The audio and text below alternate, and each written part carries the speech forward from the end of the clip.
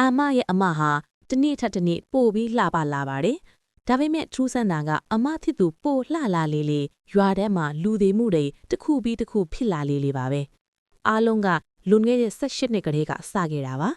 အမကိုမွေးတော့ကအသက်မပါလာဘူးလို့ထင်ခဲ့ပေမဲ့မြေမြုပ်ခါနီးမှပြန်နိုးလာခဲ့တာကြောင့်ရွာကလူကြီးတွေကသူမကိုတေမင်းထန်မှပြန်လာသူလို့သတ်မှတ်ခဲ့ကြပါတယ်။သူမအသက်ရှင်ဖို့အတွက်ညတိုင်းမိခင်ဖြစ်သူရဲ့ခေါင်းတလားပေးမှာအိတ်ဆက်ခဲ့ရတာ18နှစ်တောင်ရှိခဲ့ပါပြီ။အခုတော့သူမဟာပကြီးကားတဲ့ကအတိုင်းအယမ်းကိုလှပလွန်းတဲ့မိန်းကလေးတစ်ယောက်ဖြစ်လာခဲ့ပါတယ်။တနေ့မှာတော့ရွာကလူမိုက်တစ်ယောက်ကသူမကိုအနိုင်ကျင့်ဖို့ကြိုးစားခဲ့ပါတယ်။အမကဝင်ခဲ့ပေမဲ့အမထီသူကအမအသက်ကိုငဲ့ပြီးလူမိုက်နောက်ကိုလိုက်သွားခဲ့ပါတယ်။ဒါပေမဲ့နောက်တစ်နေ့မနက်မှာတော့အဲ့ဒီလူမိုက်ဟာထူးဆန်းစွာနဲ့အလောင်းအဖြစ်တွေ့လိုက်ရပါတော့တယ်။အဲ့ဒီနောက်ပိုင်းမှာလည်းအမဖြစ်သူကိုမြူဆွဲဖို့စူးစမ်းတဲ့ယောက်ျားတိုင်းဟာနောက်တစ်နေ့မနက်ကိုမမြင်ရတော့ပဲထေဆုံးကုန်ကြပါတယ်။အမကတော့ဓာတ်တွေကိုတန်တရားရှိပေမဲ့လည်းမြို့တက်ပြီးကြောင်းတက်ခဲ့ပါတယ်။အမမှာလက်ထပ်ဖို့ရည်ရွယ်ထားတဲ့ချစ်သူတစ်ယောက်လည်းရှိလာခဲ့ပါတယ်။ဒါပေမဲ့2နှစ်အကြာမှာတော့အမဖြစ်သူဟာ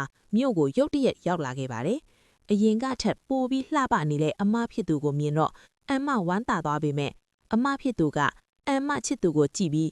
ယောက်ျားတွေကအတူတူပါပဲနေမယုံရင်ငါအခုပဲတက်တယ်ပြမယ်လို့ပြောပြီးရေချိုးခန်းနဲ့ဝင်သွားခဲ့ပါတယ်။အမကဆရာစီဖုံးဆက်ပြီးအလို့ကိစ္စပြောနေတော့အခန်းထဲပြန်ဝင်လာတဲ့အခါမှာတော့အမရဲ့အချစ်ဆုံးချစ်သူဟာရေချိုးခန်းတကားရှိမှာအသက်ရှူမှားပြီးရက်နေလာကိုမြင်လိုက်ရပါတော့တယ်။အမချစ်သူဟာလည်းအရင်ကလူမိုက်တွေလိုပဲအမရဲ့ကြော့ကွင်းသေးကိုထဆင်းတော်မှလား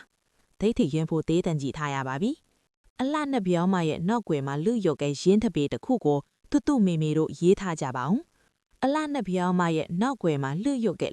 ကြီးတစ်ခုအမချစ်သူကတော့သူ့အသက်ကိုရင်းပြီးအလှတရားနောက်ကိုလိုက်သွားမှလား။အပိုင်းဆက်ကိုတီးချင်ရင် follow လုပ်ထားဖို့မမေ့နဲ့အောင်နော်။ဒီလိုဒိတ်ထိရင်ဖို့ဇက်လိုင်းမျိုးကိုကြိုက်ရင် next လို့မှန့်ထည့်ပေးပါ